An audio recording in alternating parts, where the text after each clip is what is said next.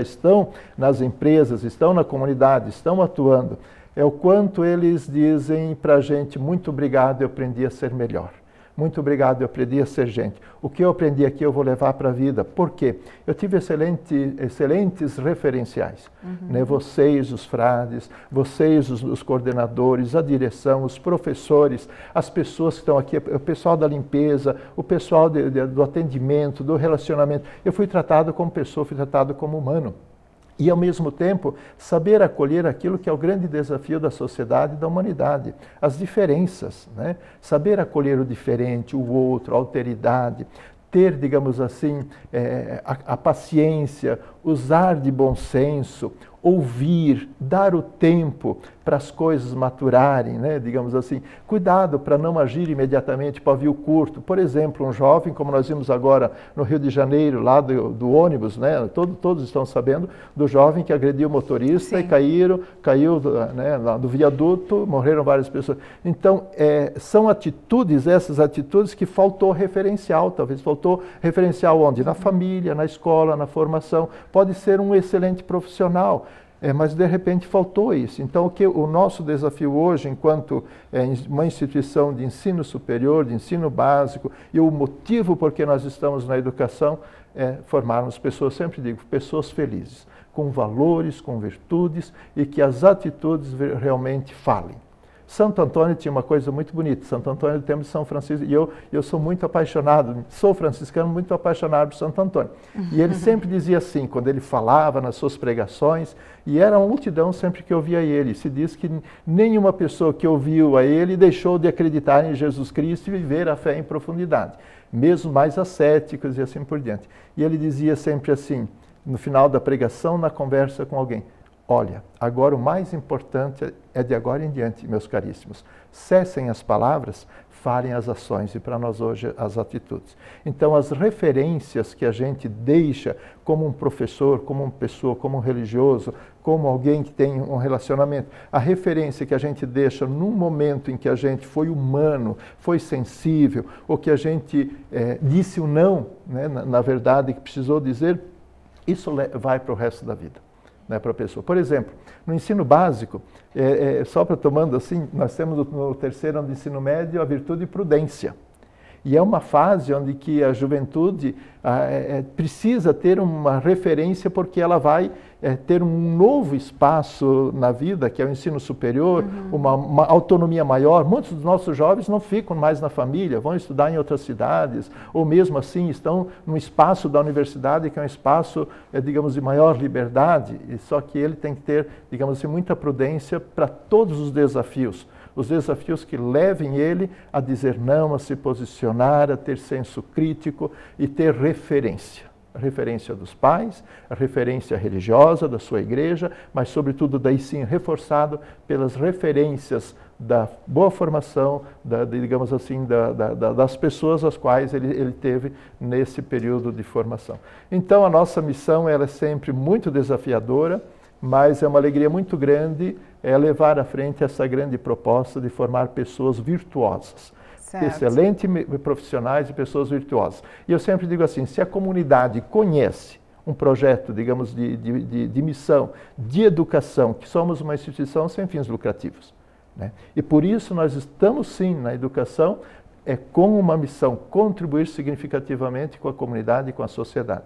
E nessa perspectiva, a sociedade, a comunidade, se nos conhecem, e a gente sabe que isso acontece em todos os lugares onde nós estamos, reconhecem a profundidade, a seriedade, a clareza da nossa missão na educação, que passa, sim, pela formação profundamente profissional, com qualidade, tanto é que a FAI, a gente pode ver mesmo o Enem, todas as avaliações digamos assim, dos órgãos públicos, né, do ensino básico, ensino superior, mas também a comunidade reconhece que nós temos qualidade na formação humana, formação de valores, formação de virtudes. E se a comunidade conhece, ela reconhece pelo produto verdadeiramente, no sentido assim, profundo, que é a pessoa humana, que é o maior capital, que é o conhecimento e que são os diferenciais da formação dessa pessoa, que que agrega diferenciais para as instituições e para a sociedade. Então, esse é o desafio nosso, é uma alegria muito grande poder estar aqui e saber que a gente está compartilhando, né? E com o nosso telespectador que está nos assistindo, saber que a gente sempre de novo conta com a sociedade, com a comunidade, para que possa nos ajudar naquilo que porventura a gente estiver falhando. E nós sempre ouvimos a comunidade, as empresas, os pais, né, os nossos alunos, as pessoas às quais, olha, nisso, quem sabe vocês estão falhando. Que bom, obrigado. E esse senso crítico, essa devolutiva, esse feedback a gente sempre quer ter e graças a Deus é isso que nos faz ainda sempre estarmos como vanguardas na educação, porque a comunidade sempre de novo, porque eu acredito, porque vocês fazem a diferença, eu quero compartilhar com isso. E vamos assim melhorando. Muito bem. Vamos deixar a segunda questão norteadora para que os nossos convidados discorram sobre a mesma ao longo do terceiro bloco. Quais são as possibilidades, as alternativas e os novos rumos das organizações educacionais frente ao mundo globalizado? Já já voltamos.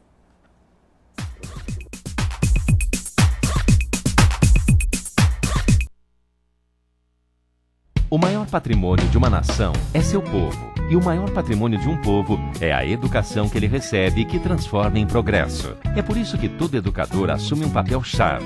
E ele começa não na tarefa de educar, mas sim na de aprender com os melhores profissionais, atualizando-se e fazendo uma especialização com quem há mais de um século trabalha na arte de ensinar com qualidade. FAI, porque só quem tem a maior tradição no ensino é que pode oferecer a melhor pós-graduação em educação.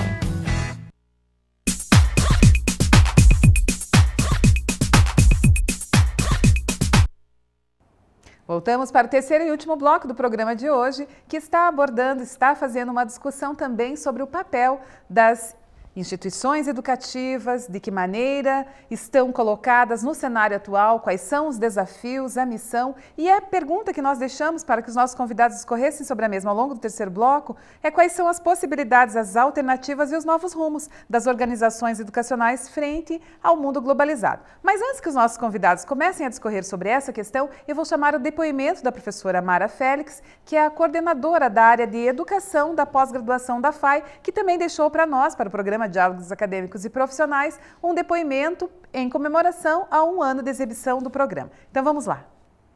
Professora Mara, como você vê a contribuição que o programa Diálogos Acadêmicos e Profissionais contribuiu com a comunidade acadêmica e também com a comunidade local? Olá, Regina.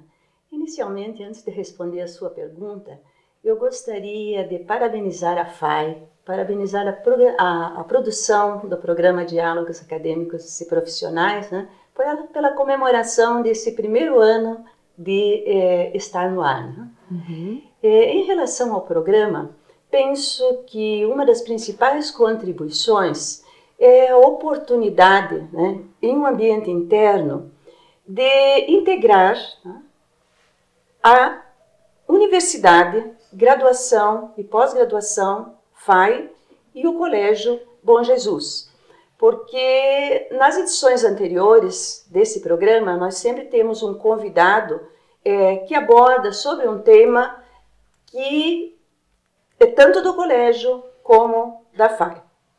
Por outro lado, a contribuição externa é a possibilidade de nós recebermos no programa um convidado ou de uma empresa ou de uma instituição, e isso é muito rico, porque de alguma maneira a FAI, como uma instituição de ensino superior, por meio desse programa, ela cumpre a sua função de extensão. Isso é extremamente importante na minha maneira de ver.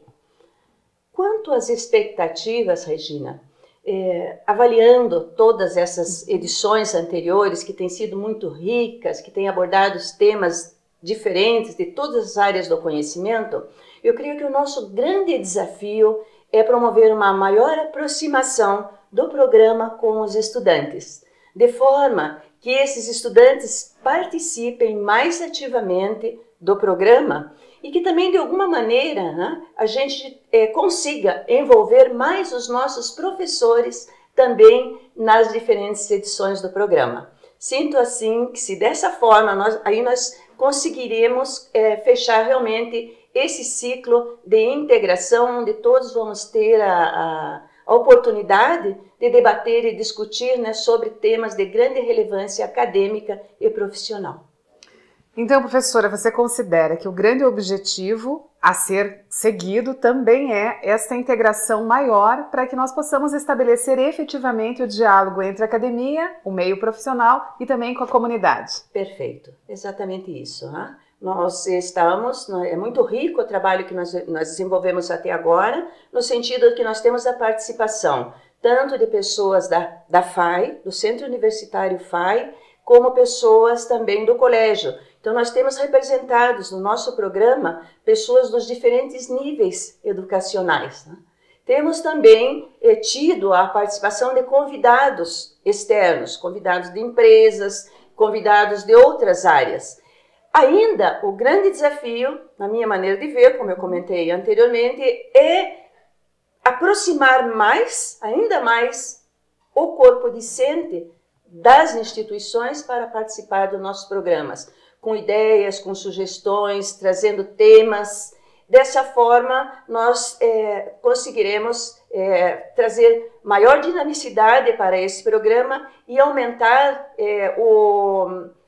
a audiência do programa, no sentido de que esse programa ele poderia e deve ser utilizado como um recurso importante, uma ferramenta importante de aprendizagem, podendo até ser utilizado na sala de aula como sensibilizador para um debate sobre um determinado tema que tenha sido abordado no programa. Professora, o nosso programa também é colocado no YouTube. No YouTube, um dos nossos professores, coordenadores de uma das graduações da FAI, nos comentou que foram várias as visualizações feitas segundo um determinado tema. Isso também traz um bom retorno, uma grande expectativa para nós de acompanhamento e de audiência do programa. Com certeza. Né? Quanto mais nós conseguimos integrar, né, todos esses níveis e aumentar a participação do corpo docente, do corpo discente, da comunidade empresarial, nós vamos ter mais participações, consequentemente nós vamos ter mais visualizações, e essas visualizações elas vão aumentar cada vez mais, porque cada pessoa que assiste o programa vai comentar, vai utilizar nos seus momentos de aprendizagem, né? Aí nós estaremos aumentando a nossa teia e também construindo cada vez mais o projeto educomunicativo. Uma grande rede, né? E nós temos que também colocar que a professora Mara Félix foi uma das responsáveis pelo projeto do programa Diálogos Acadêmicos e Profissionais, bem como com o professor Gilberto, que já esteve fazendo seu depoimento, e a professora Mara Félix também, que é coordenadora da área dos cursos de educação, da pós-graduação da FAI, e que foi uma das incentivadoras e foi uma das pessoas que primeiro acreditou que esse programa, que esse projeto poderia sim dar muito certo. Então agradecemos também a professora Mara. Obrigada, professora. Obrigada, Regina. Meus parabéns. Parabéns pelo trabalho. Muito bem. Voltamos então para o estúdio com os nossos convidados que vão colocar para nós as possibilidades, as alternativas e os novos rumos das organizações educacionais frente ao mundo globalizado. Bem, agora nós temos alguns desafios, né?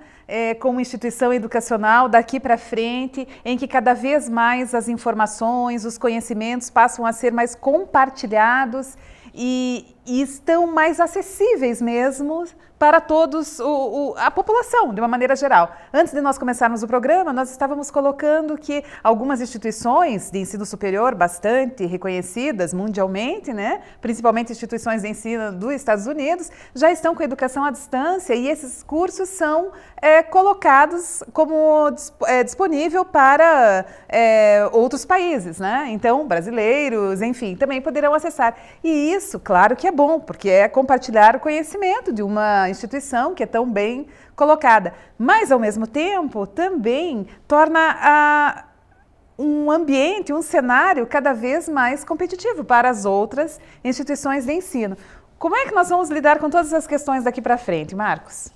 Sem dúvida, o desafio ele se torna cada vez maior, né? Conforme a gente comentava um pouquinho antes do programa.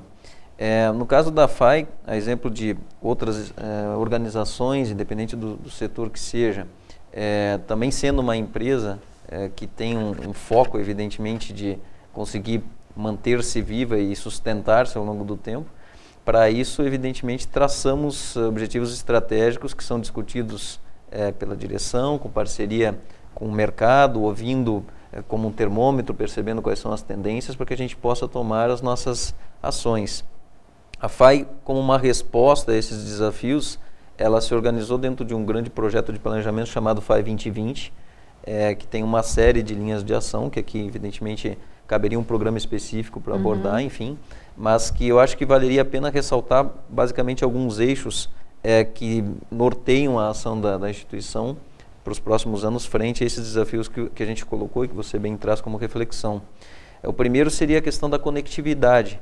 O nosso aluno está chegando cada vez mais ligado e interagindo já desde pequenininho. A gente falava também um pouquinho, né? As crianças, às vezes, bebês de colo, já estão com um smartphone na mão, já estão com um tablet, brincando, muitas vezes nem sabendo muito bem o que estão fazendo, mas já estão ali interagindo com o equipamento. Então, uma primeira linha de ação nossa é estar atentos à questão da conectividade como uma tendência inquestionável para os próximos anos, né? Que não haverá um retrocesso, né? Inquestionavelmente, muito ao contrário, deve haver uma aceleração cada vez mais, né? A segunda linha de ação é a criatividade. Justamente a gente tem que pensar esse mundo diferenciado de uma maneira diferente daquilo que pensávamos não preciso nem ir muito longe, há um ano atrás.